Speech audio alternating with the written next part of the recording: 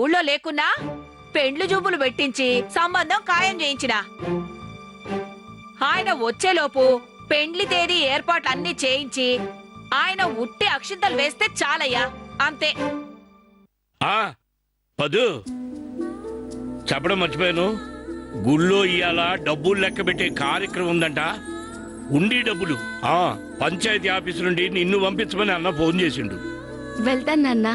ఓ పదో, మీ పెదనానికి ఈ ఊళ్ళో మంచి మర్యాద ఎక్కువగా ఉంది. ఉండి లెక్కల్లో తేడా రాకుండా చూడు. పేరంటానికి బొమ్మల్లే దేవుడి డబ్బులు లెక్క చూడమన్నారు. చదువు వచ్చు కదా అని కళ్ళు నెత్తికెక్కి గుళ్ళో గంట వంక చూసినావనుకో, చిల్లర తగ్గి గుండెల్లో మాకు గంటలు మోగుతాయి, జాగ్రత్త.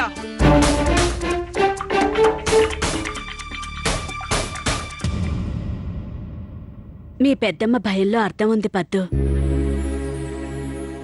హుండీ లెక్క పెట్టడం అంటే చిన్న విషయం కాదు. ఏమాత్రం తేడా వచ్చినా అపచారం అంటారు, నేరం అంటారు. చిల్లర లెక్కలు సరిచూసుకురావడమే కదా తులసి. అల్లరి చిల్లరగా చేస్తే పరువు చెల్లా చెదురవుతుంది. ఆ పిల్లెందుకు పెద్ద మనిషి తరహాగా నువ్వు పోరాదయ్యా. నేనా? నేను పోయేవాడినే, కానీ మనకి చదువు ఆడుంది నిశాని. పద్మావతి గారంటే చదువుకుంది, గుళ్ళో పంతులు గారు కూడా సాయంగా ఉంటది. లెక్క చేసి రమ్మన్నారు కదా అని జడ తిప్పుకుంటూ పోకు. ఒళ్ళు దగ్గర పెట్టుకొని లెక్క చూడు. వేషా లేకుండా తొందరగా ఇంటికి రా.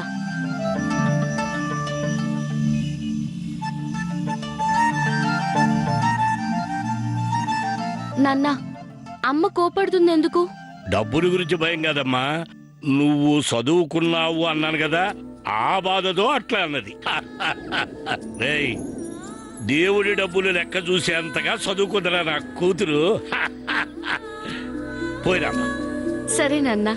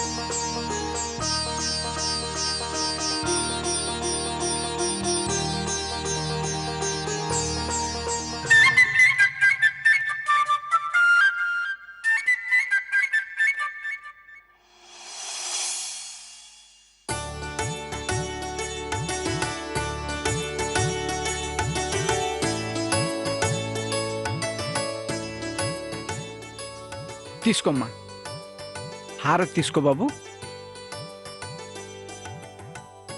హుండీలో ఉన్న నిధిని లెక్కించడానికి 2 ప్రతినిధులు వచ్చారు. చాలా సంతోషం.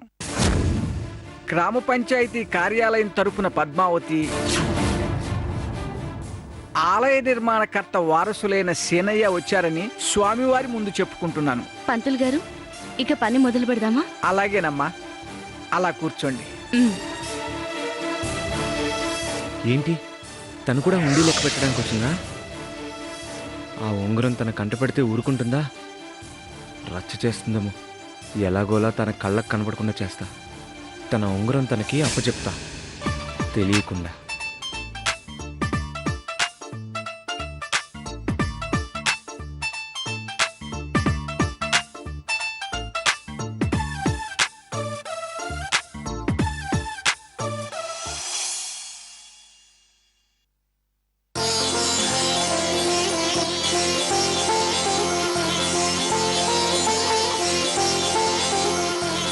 అమ్మా, మీరు లెక్క పెడుతూ ఉండండి, నేను పద్దుల పుస్తకం తీసుకొస్తాను. అలాగే.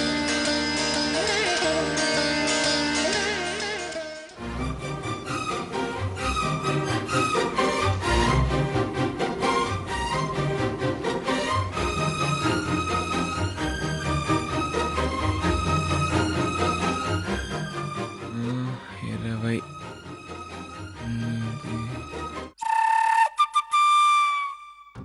20. చదువు రాదన్నావు, లెక్కలెలా వచ్చు మరి? లెక్కలకి చదువుకి సంబంధం ఏముంది? పాలు పోస్తా కదా, అసువంటి లెక్కలే ఇవి. అవునవును, డబ్బులుంటే మూగవాడు కూడా మాట్లాడతాడు, చదువురాని వాళ్ళు కూడా లెక్క పెడతారు. 3000 మనీ ఎంత పీడించావు? అప్పుడే అనుకున్నాను నువ్వు లెక్కల మాస్టర్ అని. ఓయ్, దేవుని డబ్బులు ఇవి, నీ సొమ్ము కాదు, నా సొమ్ము కాదు. మర్యాదగా వచ్చినాం, మంచిగా లెక్క పెట్టిపోవాలి. తేడా వస్తే బాగుండదు. సరిగ్గా లెక్కలే.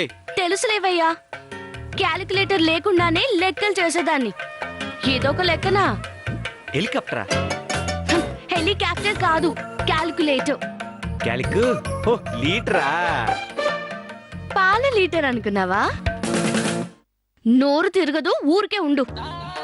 డబ్బులు గుంజేటప్పుడు మాత్రం గుక్క తిప్పుకోకుండా మాట్లాడతావు. 280. ఇదిగో, అస్తమాను అదే మాట అనుకు. నువ్వు నీ ఉంగరం ఇవ్వలేదని నా ఉంగరం ఇచ్చినా కదా. నీ ఉంగరం ఇస్తే నా ఉంగరాన్ని మర్చిపోమంటావా? అట్లాంటివే నడవవు. నా ఉంగరం నాకు తెచ్చివ్వాల్సిందే. కాసేపు ఆగిస్తా, ఇందులోనే ఉందిగా, దొరుకుద్ది. నీది నీకు ఇచ్చేస్తా. నువ్వు వస్తావని తెలుసుంటే నేను వచ్చేవాడిని కాదు. నేను అంతే. 260, 300, 280, 310, 320, 350, 300, 410, 340, 610, 360, 1000, 400, 1500. 900. అమ్మా, అయిపోయిందా తల్లి? అయిపోవడానికి వచ్చింది పంతులు గారు. అవి లెక్క పెట్టడం అయిపోయిన తర్వాత ఇవి కూడా లెక్క పెట్టమ్మా.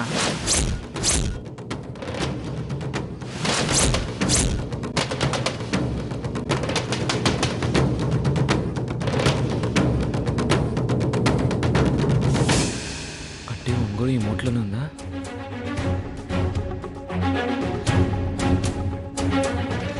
త్వరగా ఈ డబ్బులు లెక్క పెట్టి ఆ ఉంగరం తీసుకోవాలి.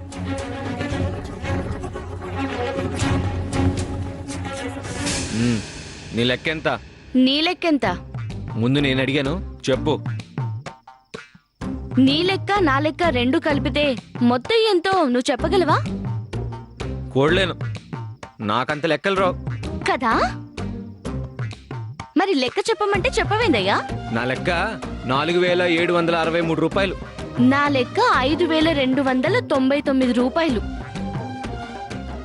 రెండు కలిపితే ఎంత?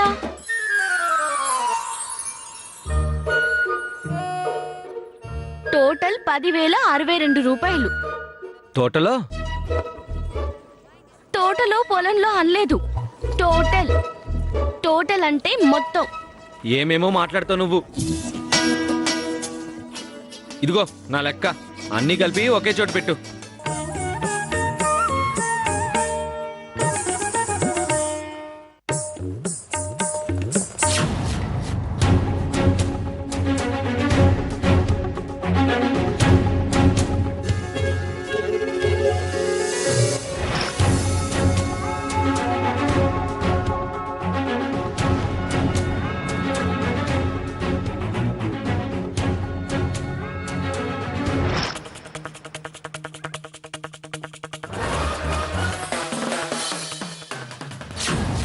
ఆగు.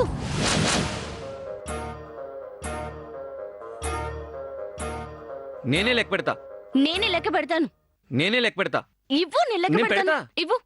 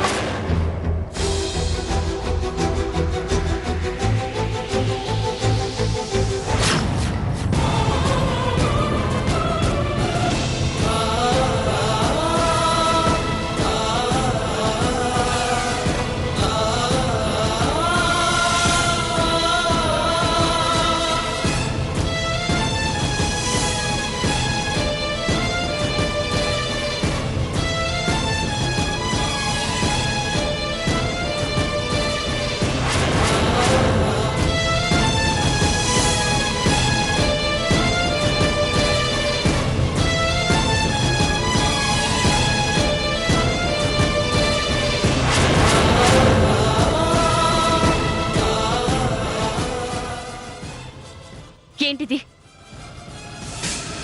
నా ఉంగరం ఇక్కడుందేంటి? ఇది నా ప్రాణం అని చెప్పాను, జాగ్రత్తగా ఉంచమని చెప్పాను. నా మాట లెక్క చేయకుండా దీన్ని ఇక్కడ పడేస్తావా?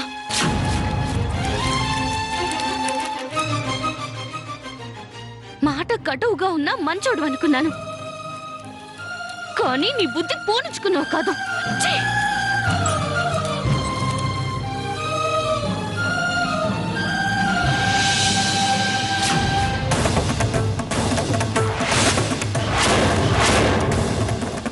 తీసుకో.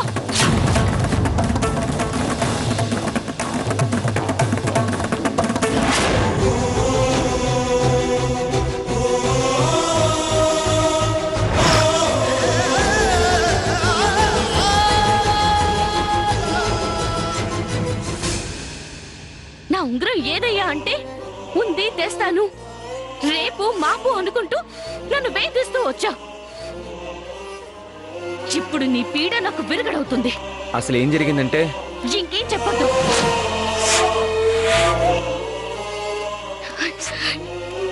ఇది నా ప్రాణం అన్నాను, నా ప్రాణంతోనే ఆటాడుకున్నావు. నీతి నిజాయితీ లేని నీలాంటి వాడితో మాట్లాడడం అనవసరం.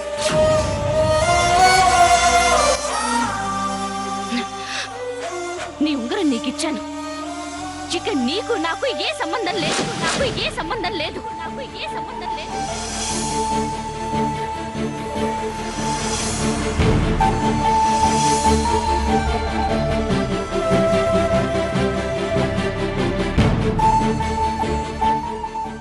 లెక్క పెట్టడం అయిందా సేనయ్య?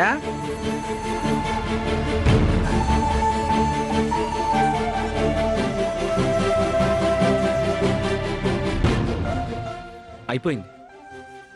తనకు అప్పచెప్పాను, చూసుకోండి. వస్తాను. అలాగే.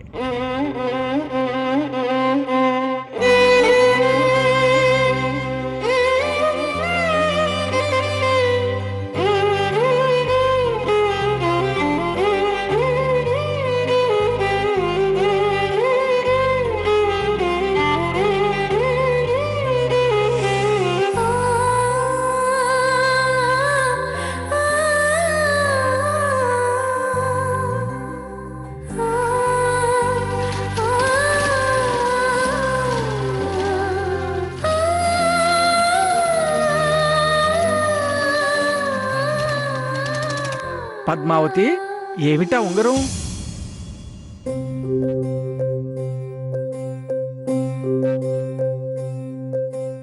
ఇది నాది పంతులు గారు, నాది నేను తీసుకుంటాను. ఆగమ్మా, దేవుడు సొత్తది, అలా పెట్టుకోకూడదు. ఇది నాదే పంతులు గారు, ఎలా వచ్చిందో ఏంటో ఇక్కడికొచ్చింది. నీదైనా అలా తీసుకోకూడదమ్మా. ఇందులో ఉంటే దేవుడు సొత్తయింది కాబట్టి దాని విలువ మొత్తాన్ని హుండీలో వేసి 7 ప్రదక్షిణలు చేసి తులసిమాల సమర్పించాలి. నీ అదృష్టం బాగుంటే ఆ శ్రీనివాసుడు నిన్ను క్షమించటమే కాదు, నీ తోడు నీ ఆశల్ని తీర్చేవాడిని నీకిస్తాడు.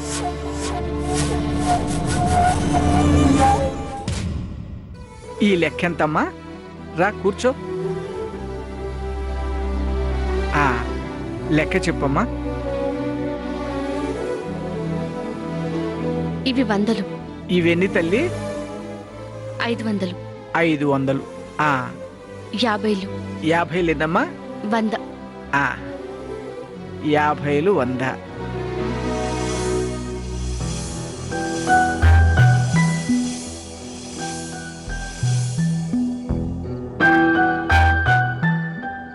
వెళ్ళొస్తాను పంతులు గారు. మంచిదమ్మా.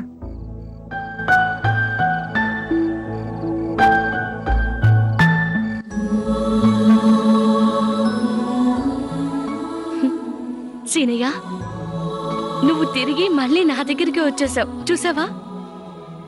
నువ్వు లేకుండా ఇన్ని రోజులు నేను ఎలా ఉన్నానో నాకే తెలీదు.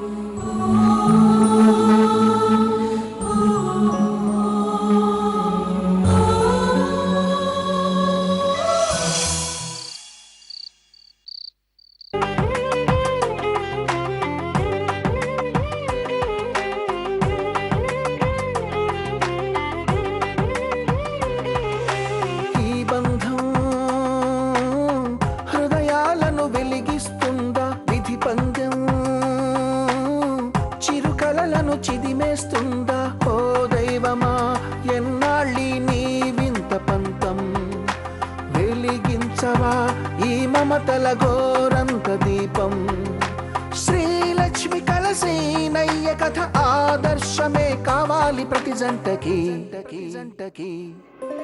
ఈ బంధం